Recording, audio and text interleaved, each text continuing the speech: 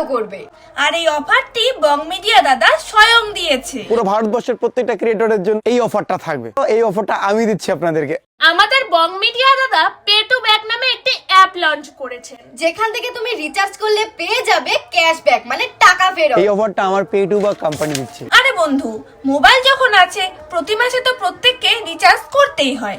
আর recharge করে যদি তুমি কিছু টাকা ফেরত পাও তাতে অসুবিধাটা কোথায়? এটা আমরা বলছি না, বং মিডিয়া দাদা নিজে বেশি বলছে। অ্যামাউন্ট রিচার্জ করবে, যতবার করবে ততবারই তুমি ডেইলি ক্যাশব্যাক পাবে ইনস্ট্যান্ট। এখনো পর্যন্ত এই অ্যাপটি 1 মিলিয়ন মানে 10 লক্ষ মানুষের মন জিতে নিয়েছে।